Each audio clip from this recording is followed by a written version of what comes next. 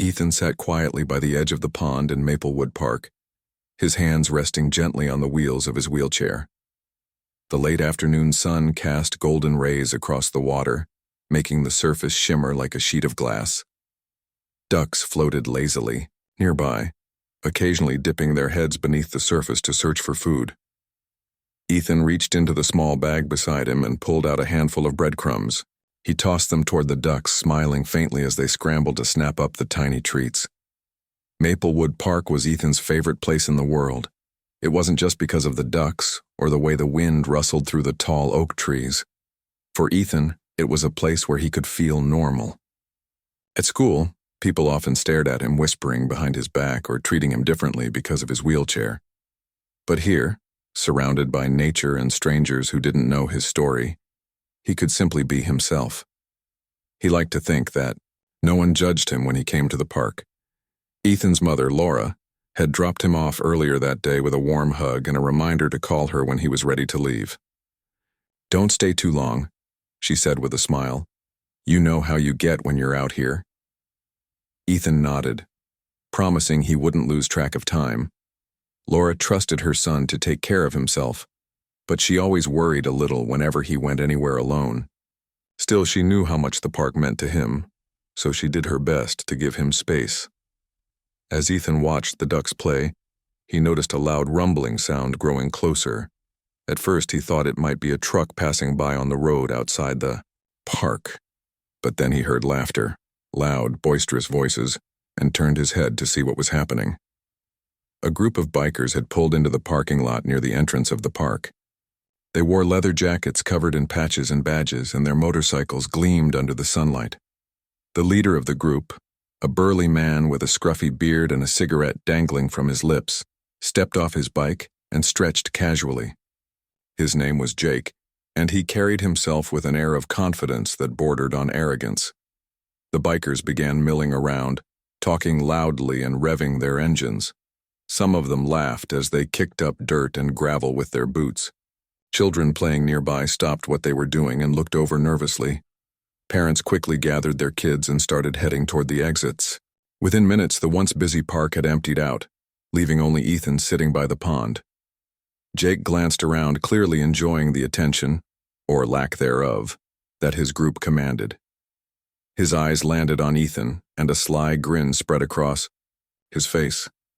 "Well, well," he said, raising his voice so everyone in his gang could hear. "Looks like we've got ourselves a VIP guest today." The other bikers chuckled, turning their heads to look at Ethan. One of them nudged Jake and said something under his breath, pointing toward the boy in the wheelchair. Ethan felt a knot form in his stomach. He didn't like the way they were looking at him, as if he were some kind of spectacle. He tried to focus on the ducks again, pretending not to notice the bikers. But Jake wasn't done yet. He walked over to where Ethan was sitting, his heavy boots crunching against the grass. "Hey there, kid," Jake said, leaning down slightly. "What's your deal? You can't walk, huh?" Ethan didn't respond. He kept his gaze fixed on the water, hoping that if he ignored them, they would go away. But Jake wasn't satisfied with being ignored. He snapped his fingers in front of Ethan's face, forcing the boy to look at him. "I'm talking to you," Jake said, his tone sharp now. "What's wrong with you? Can't stand up like a real man?" Ethan swallowed, hard, trying to keep his composure. He hated confrontations, especially with people like Jake who seemed to thrive on intimidating others. "Please leave me alone," he said softly, his voice barely audible. Jake tilted his head, pretending to strain to hear him. "What was that?" he asked mockingly. "Speak up, champ. Don't be shy." The other bikers gathered around, forming a loose circle around Ethan. They laughed and jeered, egging Jake on. One of them even kicked the front wheel of Ethan's chair, causing it to tilt dangerously close to the edge of the pond. Ethan grabbed the armrests tightly, his knuckles turning white as he fought to steady himself. His heart pounded in his chest, and he could feel sweat breaking out on his forehead. He wanted to scream for help, but there was no one left in the park to hear him. Jake smirked, clearly pleased with himself. "Come on, tough guy," he taunted. "Say something or Are you all talk and no action? Ethan clenched his jaw, refusing to give Jake the satisfaction of seeing him cry. He wished more than anything that anyone would come along and make these men leave him alone. But deep down, he knew the chances of that happening were slim. The bikers had chased everyone else away, and now Ethan was completely on his own. Despite the fear coursing through his veins, Ethan couldn't help but notice how quiet the park had become. The ducks had scattered, and the gentle breeze that had been rustling the leaves moments ago seemed to have died down. Even the distant hum of traffic from the main road felt muted, as though the entire world had paused to watch what was about to happen next. Ethan closed his eyes for a brief moment, trying to block out the sound of Jake's voice and the cruel laughter of the bikers surrounding him. He wondered if this was how it always ended for people like him, people who couldn't fight back, who relied on others to protect them. Was this what life had in store for him? To be cornered, powerless, and humiliated by those stronger than him? The thought made his chest tighten even more, but he forced himself to breathe deeply. He reminded himself that panicking wouldn't help. If he wanted to survive this encounter, he needed to stay calm and think clearly. But how could he possibly escape? His wheelchair was his only means of movement, and even that was useless against the sheer number of bikers surrounding him. Jake stood directly in front of him now, his arms crossed over his chest as he sneered down at the boy. "So what's it gonna be, kid?" he asked, his voice dripping with mockery. "You gonna beg me to stop? Or are you just gonna sit there like a scared little puppy?" Ethan opened his mouth to respond, but before he could say anything, another voice cut through the tension. Deep, commanding, and unmistakably authoritative, it sent a ripple of unease through the group of bikers. "That's enough," the voice said firmly. Everyone froze, including Ethan, as they turned to see who had spoken. Standing a few feet away was a tall, muscular man dressed in a simple hoodie and jeans. His presence was imposing, even without the fame that preceded him. It was John Cena, the wrestler-turned-actor who had been visiting Maplewood for a charity event. Though he hadn't intended to stumble upon this scene, something about the situation demanded his attention. And now, as all eyes turned to him, Cena took a step forward, his expression unreadable but undeniably serious. Jake recovered quickly from the shock of seeing such a recognizable figure and narrowed his eyes. "Who asked you, buddy?" he growled, stepping forward to meet Cena's gaze. But even as he spoke, there was a flicker of uncertainty in his tone, a hint that maybe, just maybe, he had finally met someone who wouldn't back down. Jake squared his shoulders, trying to appear unfazed by John Cena's sudden appearance. "I said, who asked you?" he repeated, his voice louder this time, as if volume alone could intimidate the man standing before him. But Cena didn't flinch. His calm demeanor remained unchanged, his eyes steady and focused on Jake. The contrast between the two men was striking. Jake, with his scruffy beard, leather jacket, and brash attitude, versus Cena, whose quiet confidence radiated strength, without needing to shout or posture. Cena took another step forward, closing the gap between them. "Nobody had to ask me," he replied evenly. "You don't need an invitation to do the right thing."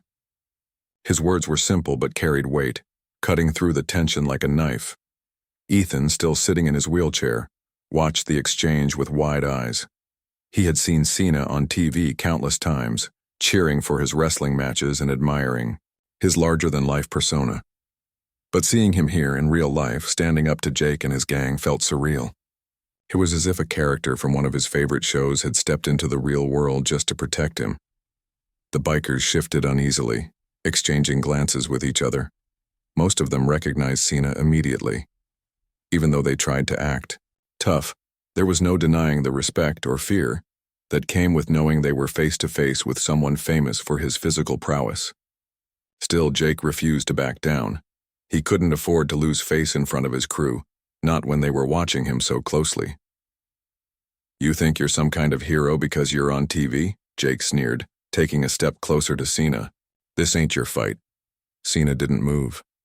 He stood his ground, his posture relaxed but alert, like a lion ready to pounce if provoked. "It is now," he said firmly. "You don't pick on someone who can't defend themselves. That's Not toughness, it's cowardice. His tone was calm but laced with authority, leaving no room for argument. For a moment, the only sound in the park was the distant chirping of birds, punctuated by the occasional rustle of leaves in the breeze. Jake clenched his fists, clearly torn between anger and hesitation. On one hand, he wanted to prove that he wasn't afraid of Cena, that he could hold his own against anyone, regardless of their fame or reputation. On the other hand, something about Cena's unwavering presence made him pause. There was a certainty in Cena's stance, a quiet assurance, that suggested he wouldn't hesitate to act if pushed too far. Jake glanced over his shoulder at his gang, searching for support, but their expressions betrayed uncertainty. Some of them looked downright nervous, shifting their weight from foot to foot and avoiding eye contact. "You want to play the big man? Huh?" Jake finally spat out, pointing a finger at Cena. "Fine. Let's see what you've got." He cracked his knuckles dramatically, attempting to project bravado, but his voice wavered slightly, betraying the doubt creeping into his mind. Cena raised his hands slightly, palms facing outward in a gesture of peace. "I'm not here to fight," he said, his voice steady and measured. "But if you want to, keep going. I promise you won't like where this ends. Back off now and we can all walk away." The air seemed to hang heavy with anticipation. No one moved. Ethan held his breath, unsure of what would happen next. Would Jake call Cena's bluff? Or would he back down and leave?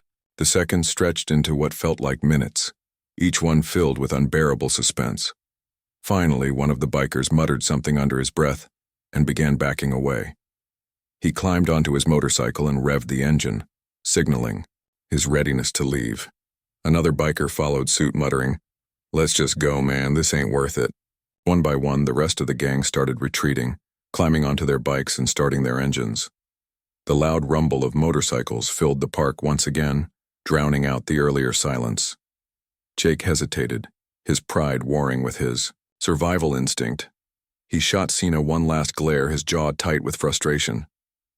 "This isn't over," he growled, though his words lacked conviction. Without waiting for a response, he swung onto his motorcycle and sped off, his gang trailing behind him. The roar of their engines faded into the distance, leaving the park eerily quiet once more. Ethan exhaled deeply, his body trembling with relief. He hadn't realized how tense he'd been until the danger had passed. His heart was still racing, but the crushing weight of fear that had gripped him moments ago began to lift.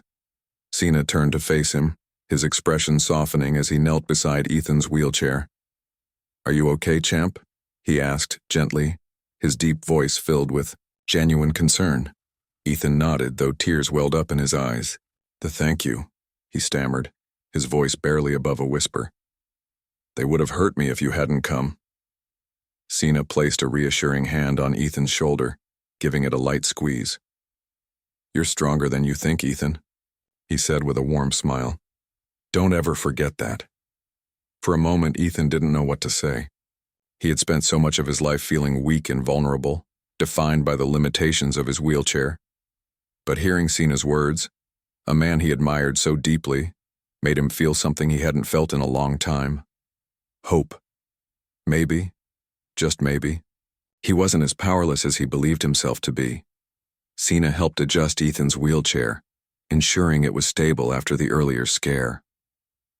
As he did so, Ethan noticed how calm and composed Cena remained, even after facing down a group of intimidating bikers. It wasn't just his size or strength that made him formidable. It was his kindness, his willingness to step in when others needed help. Ethan found himself wondering what it must be like to carry oneself with such confidence and grace. Before long, the sound of hurried footsteps broke the silence. Laura, Ethan's mother, appeared around the corner, her face pale with worry. She had received Ethan's frantic call and rushed to the park as quickly as she could. "Oh my goodness, Ethan," she exclaimed, rushing to her son's side. Her eyes darted between Ethan and Cena, her confusion evident. "What happened? Are you hurt?" "I'm fine, Mom," Ethan assured her, his voice steadier now. "Mr. Cena, he saved me." Laura's gaze snapped to Cena, her expression shifting. from concern to disbelief. "John Cena?" she gasped, her eyes widening. You're really him?" Cena chuckled softly, rubbing the back of his neck in a modest gesture. "Yeah, that's me," he said with a grin. "But I didn't do anything special. Just happened to be in the right place at the right time." Laura shook her head, tears welling up in her eyes. "No, you did more than you know," she said earnestly. "Thank you. Thank you so much for protecting my son." Cena waved off her gratitude with a humble smile. "It's what anyone should have done," he replied. "Take care of each other, okay?" With that, Cena stood up and gave them a small wave before walking away, disappearing down the path that led out of the park. Ethan and Laura watched him go, both overwhelmed by the events of the afternoon. Laura wrapped her arms around her son, holding him tightly as if to reassure herself that he was safe. "Let's go home," she said softly. "We'll talk about everything there." As they left the park, Ethan couldn't stop thinking about Cena's parting words. "You're stronger than you think." They echoed in his mind, planting a seed of determination that would grow in the days to come. For the first time in a long while, Ethan felt a flicker of courage stirring within him, a reminder that even in the face of fear, there was always a chance to rise above it. The ride home was quiet, but Ethan's mind was anything but.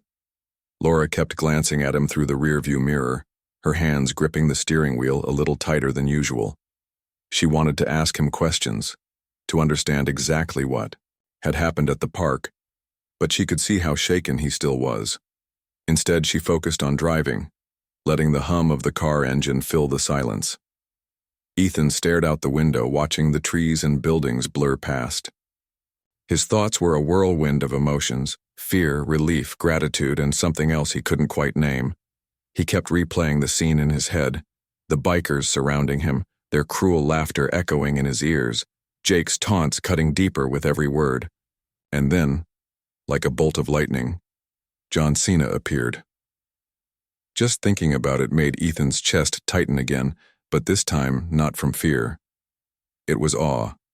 How could someone so famous, so larger than life, step in without hesitation to protect a stranger? When they finally arrived home, Laura parked the car in the driveway and turned off the engine. For a moment, neither of them moved. The quiet inside the car felt heavy, as though both mother and son were bracing themselves for the conversation ahead. Finally, Laura unbuckled her seatbelt and twisted around to face Ethan. "Do you want to talk about it?" she asked gently, her voice soft and careful. Ethan hesitated. He didn't know where to start.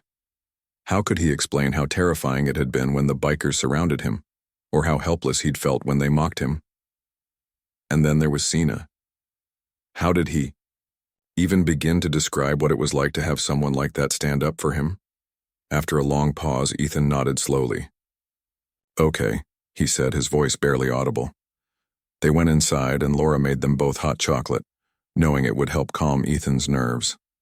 Sitting at the kitchen table, steam rising from their mugs, Ethan began to tell his story. He started with the ducks by the pond, describing how peaceful everything had been before the bikers showed up.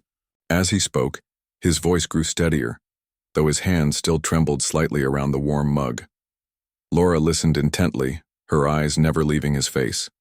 When he got to the part about Jake tilting his wheelchair toward the water, she gasped, clutching the edge of the table. "Oh, Ethan," she whispered, tears welling up in her eyes. "I'm so sorry I wasn't there." "You couldn't have known," Ethan replied quickly, shaking his head. "No one could have guessed something like that would happen." He took a deep breath and continued, recounting how Cena had stepped in just in time. By the time he finished telling the story, Laura was crying openly, her heart breaking for her son but also swelling with gratitude for the man who had saved him. That night, as Ethan lay in bed, sleep eluded him. Every time he closed his eyes, he saw Jake's sneering face or heard the revving of motorcycle engines. But more than that, he saw Cena, the way he stood tall and unafraid, the kindness in his voice when he reassured Ethan that he was stronger than he thought. Those words stuck with him, replaying over and over in his mind like a mantra. You're stronger than you think. The next morning, Ethan woke up feeling different. Not entirely better. There was still a lingering unease from the day before, but determined. He remembered Cena's confidence, the way he carried himself with purpose and grace. Ethan realized that while he might never be able to stand on his own 2 feet, there were other kinds of strength he could develop. Strength of character, courage, resilience. Over breakfast, Laura noticed a change in her son. He seemed quieter than usual, but there was a new spark in his eyes, a flicker of resolve she hadn't seen in a long time. "Are you okay?" she asked cautiously, setting down her coffee mug. Ethan nodded, pushing his cereal around in his bowl. "Yeah," he said after a moment. "I think I am. Well, I will be." Laura smiled softly, reaching across the table to squeeze his hand. "I'm proud of you, Ethan. You handled everything yesterday with such bravery. I know it must have been terrifying, but you stayed strong." Ethan looked at her, surprised by her words. "I don't feel brave," he admitted. "I was scared, the whole time. I didn't do anything to stop them." "But you didn't give up," Laura countered. "Even when things got really bad, you didn't let them break you. That's bravery too, Ethan. Sometimes being brave isn't about fighting back, it's about holding on until help arrives." Her words resonated with him, reminding him once again of Cena's advice. Maybe strength wasn't always about physical power. Maybe it was about finding the courage to keep going even when life threw its hardest challenges your way. Later that week, Ethan decided to visit the park again. At first, Laura was hesitant, worried that returning to the scene of the incident might trigger painful memories. But Ethan insisted. "I can't let them take that away from me," he told her firmly. "The park is my favorite place. I won't let them ruin it." So, on a sunny afternoon, Ethan returned to Maplewood Park. This time, Laura accompanied him, sitting on a nearby bench while he wheeled himself closer to the pond. To his surprise, the familiar sights and sounds brought him comfort rather than fear. The ducks greeted him eagerly, waddling toward him in anticipation of breadcrumbs. The breeze rustled through the oak trees just as it always had, carrying with it the faint scent of freshly cut grass. Slowly, Ethan began to relax. As he sat there feeding the ducks and soaking in the tranquility of the park, he thought about Cena's act of kindness. It wasn't just the fact that Cena had intervened that mattered. It was the message behind it. Cena had shown Ethan that standing up for others was important, no matter who they were or what their circumstances might be. Inspired by this realization, Ethan made a silent promise to himself. Someday he would find a way to pay it forward.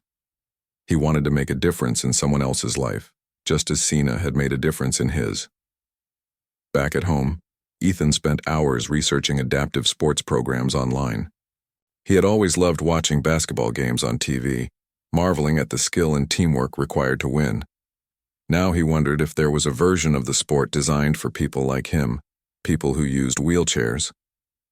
To his delight, he discovered several programs in nearby towns that offered wheelchair basketball leagues. Reading about them filled him with excitement and hope. Maybe this was his chance to prove to himself, and to the world, that he was capable of more than he had ever imagined. When Laura came into his room later that evening, she found him poring over information on his laptop, his face lit up with enthusiasm. "What are you looking at?" she asked curiously, leaning over his shoulder to get a better view. "Wheelchair basketball," Ethan replied, grinning. "There's a team not too far from here. I want to try out." Laura's eyes widened in surprise, but then her expression softened into a proud smile. "That sounds amazing, Ethan. Are you sure you're ready for something like that?" "I don't know yet," Ethan admitted, "but I want to try. I need to do something that makes me feel strong, Mom. Something that shows me I'm not just weak." Laura hugged him tightly, her heart swelling with pride. "You've never been weak, Ethan, and I know you'll do great. Whatever you choose to do, I'll support you every step of the way." With his mother's encouragement, Ethan signed up for the adaptive sports program. The first practice session was intimidating. He had never played any kind of organized, sport before, but he quickly discovered that he wasn't alone. The other players were welcoming and supportive, eager to teach him the basics of the game. They shared stories of their own struggles and triumphs, inspiring Ethan to push past his fears and doubts. As the weeks went by, Ethan grew more confident on the court. He learned how to maneuver his wheelchair with precision, how to pass and shoot with accuracy, and most importantly, how to trust his teammates. Each victory, no matter how small, filled him with a sense of accomplishment he had never experienced before. For the first time in his life, Ethan felt truly powerful, not because he could walk, but because he refused to let anything hold him back. Meanwhile, news of the incident at the park spread throughout Maplewood. People praised Cena for his heroism, though he shrugged off the attention, saying he had only done what anyone should have done. Jake and his gang avoided the town entirely, knowing they had crossed paths with someone far greater than themselves. Life in Maplewood returned to normal, but for Ethan, everything had changed.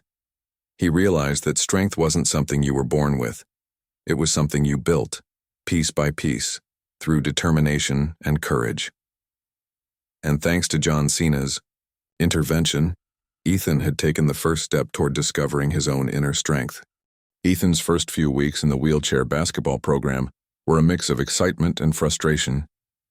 The other players were patient with him, offering tips and encouragement as he struggled to master the basics.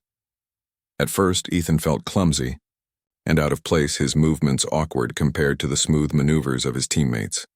But he didn't give up. Every time he missed a pass or fumbled a shot, he reminded himself of Cena's words, "You're stronger than you think." Slowly but surely, he began to improve. One evening after practice, Ethan stayed late to work on his shooting technique. The gym was nearly empty, save for Coach Miller, a retired athlete who volunteered his time to train the adaptive sports team. Coach Miller watched Ethan from across the court, noticing how hard the boy was pushing himself. "You've got heart, kid," he called out, breaking the silence. "That's half the battle right there." Ethan paused mid-shot, turning to look at the coach. "Do you really think so?" he asked, his voice tinged with doubt. "I still feel like I'm holding everyone back." Coach Miller shook his head, walking over to join Ethan by the hoop. "You're not holding anyone back," he said firmly. "In fact, you're inspiring them. They see how much effort you're putting in, and it motivates them to work harder too." Ethan frowned, unsure if he believed the coach. He had always thought of himself as someone who needed help, not someone who could inspire others. But as the weeks went by, he started to notice subtle changes within the team. His determination seemed to rub off on his teammates, sparking a newfound energy during practices. Even the quieter members of the group became more vocal, cheering each other on and celebrating small victories together. At home, Laura noticed the shift in Ethan's attitude. Gone was the quiet, reserved boy who often doubted himself. In his place was someone brimming with confidence and purpose. She loved hearing him talk about basketball, his eyes lighting up as he described plays he had learned, or moments when he made a good shot. It wasn't just about the sport. It was about the sense of belonging he had found. For the first time, Ethan felt like part of a team, where everyone supported one another no matter what. As the season progressed, Ethan's skills continued to grow. He wasn't the best player on the team, but he didn't need to be. What mattered most was that he was contributing and enjoying every minute of it. During one particularly intense game against a rival team, Ethan scored his first basket. The crowd erupted into cheers, and his teammates surrounded him, patting him on the back and congratulating him. Ethan grinned ear to ear, feeling a rush of pride he hadn't experienced in years. After the game, Ethan sat with his teammates in the locker room, laughing and reliving their favorite moments from the match. One of his teammates, a boy named Alex, leaned over and nudged him playfully. "You know, you're kind of our secret weapon," Alex joked. "No one expects the new guy to come out swinging like that." Ethan laughed, shaking his head. "I'm not exactly a secret weapon," he replied. "But thanks anyway." Alex shrugged, grinning. "Hey, don't sell yourself short. You've got guts, man. That counts for a lot." The comment stuck with Ethan long after the locker room emptied and he headed home. Guts, courage, strength. These were words he had never associated with himself before, but now they seemed to fit. He realized that bravery wasn't about being fearless, it was about facing your fears head-on, even when you weren't sure you could win. Back at home, Laura greeted Ethan with a proud smile. "How was the game?" she asked, already knowing the answer based on the sparkle in his eyes. "It was awesome," Ethan replied, unable to contain his excitement. "I actually scored a basket today." Laura hugged him tightly, her heart swelling with joy. "I'm so proud of you, Ethan. You've worked so hard for this." Ethan nodded, his grin widening. "Yeah, I have. And you know what? I think I'm starting to believe in myself a little more, like maybe I can do things I never thought I could." Laura's smile softened, her eyes glistening with tears. "That's all I ever wanted for you, Ethan, to believe in yourself, because I've always believed in you." The next day at school, Ethan noticed something different too. Kids who had once ignored him or treated him differently because of his wheelchair now approached him with curiosity and admiration. Word had gotten around about his involvement in the basketball team, and suddenly, he wasn't just the kid in the wheelchair anymore. He was Ethan, the guy who played wheelchair basketball and wasn't afraid to take risks. During lunch, a group of classmates invited him to sit with them. At first, Ethan hesitated, surprised by the unexpected invitation, but then he remembered Cena's calm confidence and decided to embrace the moment. As he joined the group, he found himself laughing and chatting like he belonged there. It was a small victory, but it meant the world to him. Meanwhile, Jake and his gang remained absent from Maplewood. Rumors circulated that they had caused trouble in a neighboring town, but no one in Maplewood cared to investigate further. Life in the park returned to its peaceful rhythm, and Ethan visited it often, finding solace in the familiar sights and sounds. Each trip reminded him of how far he had come since that terrifying afternoon. Instead of fear, he felt gratitude for Cena, for his mother, and for the opportunities that had opened up to him. One Saturday morning, Ethan received an unexpected letter in the mail. It was addressed to him personally with no return address. Curious, he tore open the envelope and unfolded the single sheet of paper inside. The message was brief but powerful. "Ethan, never stop believing in yourself.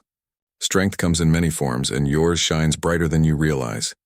Keep playing, keep fighting, and keep inspiring those around you. You've got this. John Cena." Ethan stared at the note, his hands trembling slightly. He couldn't believe it. Cena had taken the time to write to him.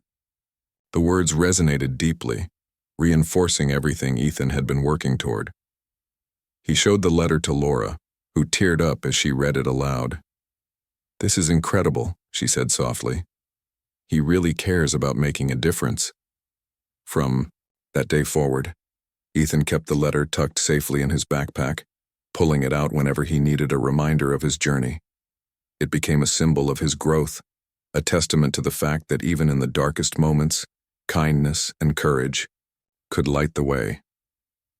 As the seasons changed and winter approached, Ethan continued to thrive both on and off the court. His confidence grew, not just in sports but in everyday life. He started speaking up more in class, volunteering answers, and participating in discussions. Teachers noticed the change, praising his newfound enthusiasm and dedication. Friends reached out to him more often, eager to spend time with someone who radiated positivity and resilience. Through it all, Ethan never forgot the lessons he had learned, from Cena's intervention to the support of his teammates and family. He realized that true strength wasn't about overpowering others. It was about standing up for what was right, supporting those in need, and refusing to let fear define you. And though he knew challenges would always exist, Ethan faced them with a renewed sense of purpose. He wasn't just surviving anymore, he was thriving. Winter arrived in Maplewood, bringing with it a fresh blanket of snow that transformed the town into a picturesque scene.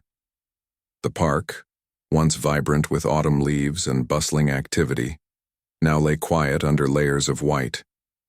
Ethan sat by the window, in his room, watching as children built snowmen and sled down the gentle hills. Despite the chill outside, he felt warm inside, thinking about how much his life had changed over the past few months. Basketball practice had become a central part of his routine, and Ethan looked forward to it every week. His teammates had grown closer, bonding not just through the sport but through shared experiences and mutual respect. They celebrated victories together, big and small, and supported each other during tough losses. For Ethan, being part of the team was more than just playing a game. It was about finding a sense of belonging and purpose. One evening after practice, Coach Miller gathered the team in the locker room. He held up a flyer, his expression serious, but excited. "Listen up, everyone," he said, catching their attention. "There's a regional tournament coming up next month. If we work hard and stay focused, I think we have a real shot at making an impact." The room buzzed with excitement. Competing in a regional tournament was a step up from local games, and the idea of testing their skills against stronger teams filled the players with determination. Ethan felt a mix of nerves and anticipation. Could they really compete at that level? Would he be able to hold his own? Coach Miller noticed Ethan's hesitation and gave him a reassuring nod.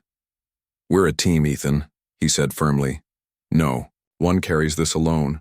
We win together and we lose together. All you need to do is give it your best." Ethan nodded, taking the coach's words to heart.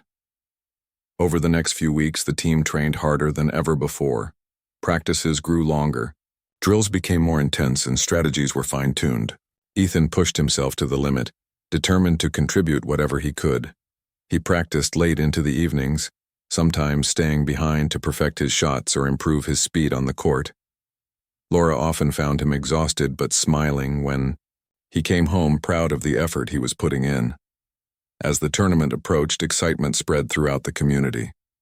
Friends, family members, and neighbors rallied around the team, attending practices and cheering them on. Even some of Ethan's classmates who had never shown interest in sports before began asking about the upcoming games. It wasn't just Ethan's journey anymore, it was the town's too. On the morning of the tournament, Ethan woke up early, his stomach fluttering with nerves. He dressed carefully, pulling on his uniform with pride. When he rolled into the kitchen, Laura greeted him with a warm smile and a plate of pancakes. "You ready for today?" she asked, her voice filled with encouragement. "I think so," Ethan replied, though his hands trembled slightly as he picked up his fork. "I'm just nervous." Laura placed a comforting hand on his shoulder. "That's okay," she said softly. "Being nervous means you care. And no matter what happens today, I'm so proud of you." Her words calmed Ethan, reminding him why he had started this journey in the first place. It wasn't about winning or losing. It was about proving to himself that he could face challenges head-on and grow stronger because of them. The tournament took place in a large gymnasium packed with spectators. Teams from across the region had gathered, each eager to showcase their talent. Ethan felt dwarfed by the scale of the event, but he drew strength from his teammates, who joked and laughed to ease the tension. As they lined up for their first game, Coach Miller reminded them to focus on teamwork and communication. "Play smart," he said, "and remember, have fun out there." The whistle blew, signaling the start of the match. Ethan's heart raced as he maneuvered his wheelchair onto the court. The opposing team was fast and skilled, but Ethan's team matched their intensity, passing the ball quickly and working together seamlessly. Ethan played cautiously at first, focusing on defense and supporting his teammates. But as the game progressed, he grew more confident, taking risks and contributing both offensively and defensively. By halftime, the score was close, and the crowd was buzzing with energy. Ethan's teammates high-fived him, praising his efforts. "You're doing great, man," Alex said, clapping him on the back. "Keep it up." Ethan grinned, feeling a surge of adrenaline. When the second half began, he played with renewed vigor, diving for loose balls and making key passes. Near the end of the game, with the score tied and seconds left on the clock, Ethan found himself in position to take a crucial shot. Time seemed to slow as he steadied himself, aimed carefully, and released the ball. It soared through the air, hitting the rim before dropping cleanly into the hoop. The buzzer sounded, and the gym erupted into cheers. Ethan's teammates surrounded him, lifting him slightly in celebration. They had won their first game of the tournament, and Ethan's shot had sealed the victory. Tears welled up in his eyes as he realized what they had accomplished, not just as individuals but as a united team. Over the course of the tournament, Ethan's confidence soared. Each game brought new challenges but also new opportunities to shine. Though they didn't win every match, the team made it further than anyone had expected. Their final game ended in a narrow loss, but the players left the court with their heads held high, knowing they had given it their all. After the tournament, the team returned to Maplewood as heroes. News of their performance spread quickly, and the community celebrated their achievement with a small parade through town. Ethan rode at the front of the procession, waving to the cheering crowd alongside his teammates. It was a surreal experience for someone who had once felt invisible. That night, as Ethan lay in bed, he reflected on everything that had happened since the day Jake and his gang had tried to intimidate him at the park. What had started as a terrifying encounter had led to a transformative journey, one that taught him the value of courage, perseverance, and kindness. He thought about Cena's intervention, which had sparked a chain reaction of positive change in his life. Without that moment, Ethan might never have discovered his love for basketball or the strength within himself. He pulled out Cena's letter from his backpack, reading it again in the soft glow of his bedside lamp. Strength comes in many forms, and yours shines brighter than you realize. Ethan smiled, feeling grateful for the reminder. He knew that challenges would always arise, but he also knew he had the tools to face them. The following Monday at school, Ethan noticed something remarkable. Students who had once overlooked him now greeted him warmly, congratulating him on the team's success. Teachers praised his dedication and encouraged him to keep pushing boundaries. Even Jake's name, once a source of fear, barely registered in Ethan's mind anymore. He understood now that true strength wasn't about revenge or dominance. It was about rising above negativity and choosing kindness instead. Ethan continued to excel in basketball, becoming a key player on the team.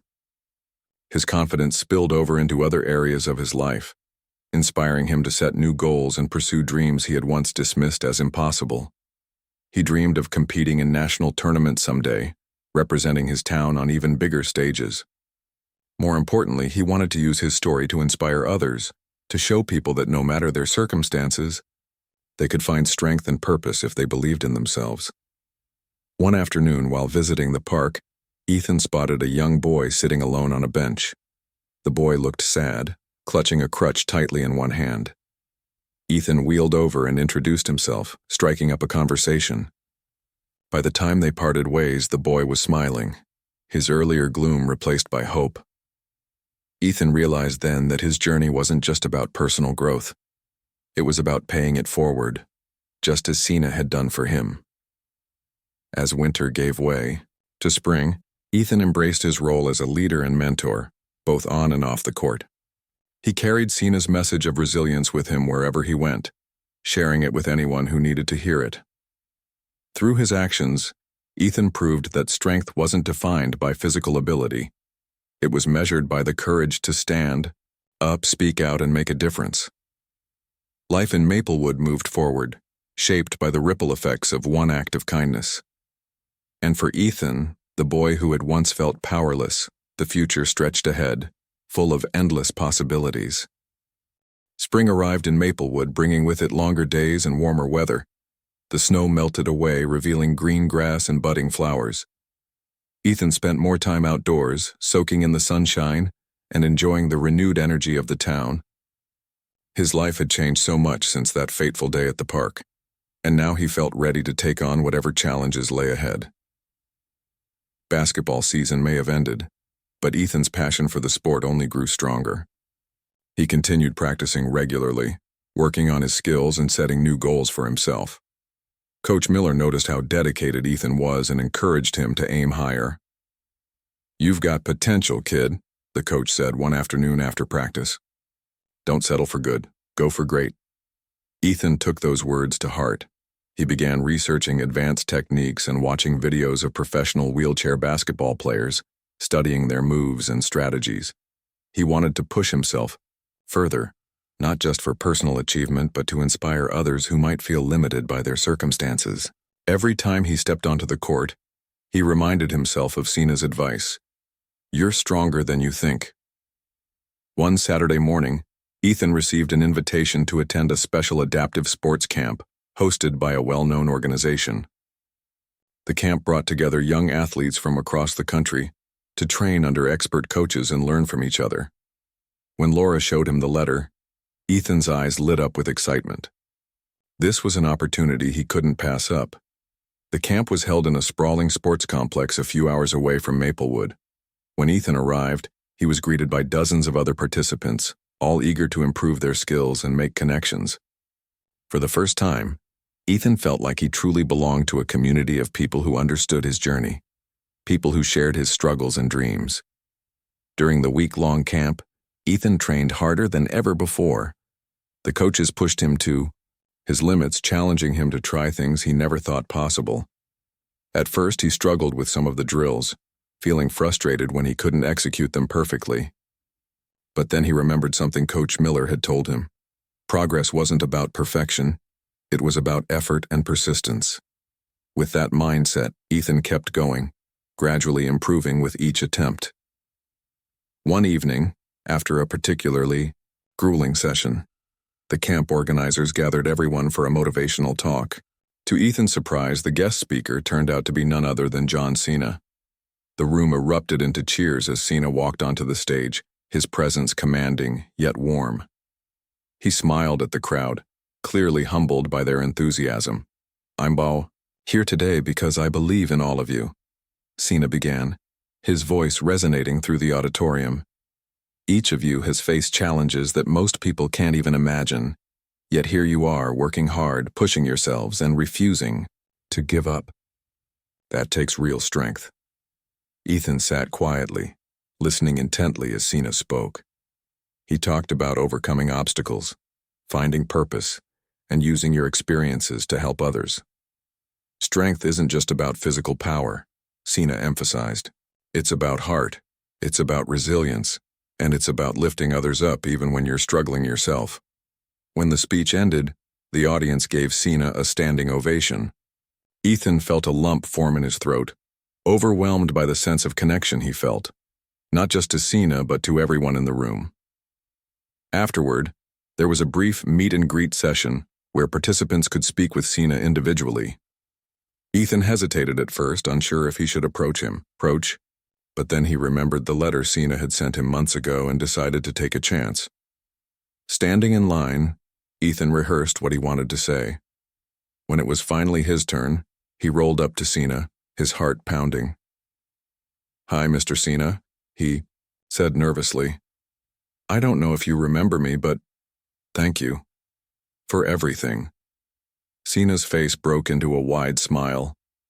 "Of course I remember you, Ethan," he replied warmly. "How could I forget someone as brave as you?" Ethan blushed, surprised that Cena recognized him. "I just wanted to say that what you did back then, it changed my life. You made me realize I could do more than I ever thought possible." Cena knelt down slightly, meeting Ethan's gaze. "That's all any of us can hope for, to remind people of their own strength. But let me tell you something, Ethan. You didn't need me to show you how strong you are. You already had it inside you. All I did was point it out." Tears welled up in Ethan's eyes as he nodded. "Thank you," he whispered again, unable to find the words to express his gratitude fully. After the camp ended, Ethan returned to Maplewood with a renewed sense of purpose. He shared stories of his experience with his teammates, inspiring them to dream bigger and work harder. Together, they set their sights on qualifying for national tournaments, determined to represent their town on larger stages. In the months that followed, Ethan became a role model within the community. People admired his perseverance and kindness, and many looked to him for guidance and encouragement. He started volunteering at local schools, speaking to students about resilience and self-belief. Whether it was helping a shy child gain confidence or motivating a struggling teenager to keep trying, Ethan poured his heart into making a difference. Jake and his gang were long gone from Maple Box, their absence a testament to the fact that, Fear and intimidation couldn't thrive in a place filled with courage and compassion. Life in the park returned to its peaceful rhythm, and Ethan visited often, finding comfort in the familiar sights and sounds. Each trip reminded him of how far he had come and how much farther he could go. As summer approached, Ethan reflected on his journey. From the boy who once felt powerless and invisible to the confident athlete and leader he had become, every step had been shaped by the kindness of others and his own determination to rise above adversity. He knew that challenges would always exist, but he also knew he had the tools to face them head-on. One sunny afternoon, while sitting by the pond, feeding ducks, Ethan pulled out Cena's letter once more. Reading it again, he realized that its message had become a part of him, a guiding principle that would stay with him for the rest of his life. Strength wasn't about being fearless. It was about choosing to move forward despite fear. Courage wasn't about never falling. It was about getting back up every time you did. Ethan folded the letter carefully and tucked it back into his backpack. As he wheeled away from the pond, he glanced around at the park, taking in its beauty and serenity. This place had witnessed his lowest moment, but it had also been the starting point of his transformation. Now, it symbolized hope, resilience, and endless possibilities. Back home, Laura watched as Ethan prepared dinner, humming a cheerful tune. She marveled at how much her son had grown, not just physically but emotionally and mentally. "You seem happy," she remarked, smiling. "I am," Ethan replied, chopping vegetables with ease. "I feel like I've found my place in the world, Mom, like I'm exactly where I'm supposed to be." Laura's eyes glistened with tears of pride. "You've earned it, Ethan. Every bit of it." That night, as Ethan drifted off to sleep, he thought about the future. There were still goals to achieve, dreams to chase, and people to inspire. But for now, he allowed himself to bask in the joy of knowing that he had overcome his fears and discovered his true strength. And somewhere deep inside, he knew that this was only the beginning.